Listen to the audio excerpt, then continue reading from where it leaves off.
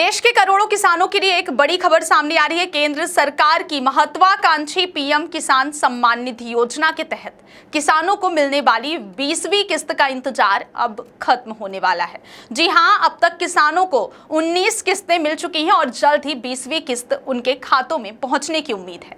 मध्य प्रदेश में लगभग 85.60 लाख किसान इस योजना का लाभ उठा रहे हैं। इस योजना के तहत किसानों को सालाना 6,000 रुपए सीधे उनके बैंक खातों में ट्रांसफर किए जाते हैं। यह राशि हर 4 महीने में 2-2 हजार रुपए की 3 किस्तों में दी जाती है। यह पैसा सीधे डीबीटी यानी डायरेक्ट बेनिफिट ट्रांसफर के जरिए किसानों के खाते में भेजा जाता है। इस योजना का लाभ उन किसानों को दिया जाता है जिनके पास 2 हेक्टेयर से ज्यादा जमीन नहीं है और जो भारत के नागरिक हैं। पीएम किसान योजना के नियमों के मुताबिक पहली किस्त अप्रैल से जुलाई के बीच, दूसरी किस्त अगस्त से नवंबर के बीच और तीसरी किस्त दिसंबर से मार्च के बीच भेजी जाती है। इसी क्रम में अनुमान लगाया जा रहा है कि 20वीं किस्त जून जुलाई के महीने में जारी हो सकती है। 4 महीने के हिसाब से देखा जाए तो 20वीं किस्त का समय जून में पूरा हो रहा है। कयास लगाए जा रहे हैं कि यह किस्त जून के अंत तक जारी की जा सकती है। हालांकि सरकार की तरफ से अभी तक कोई आधिकारिक पुष्टि नहीं की गई है।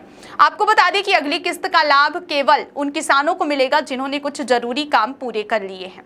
अगली किस्त का लाभ लेने के लिए किसानों को ई-केवाईसी, अपनी जमीनों का सत्यापन और बैंक खाता आधार से लिंक करना अनिवार्य है।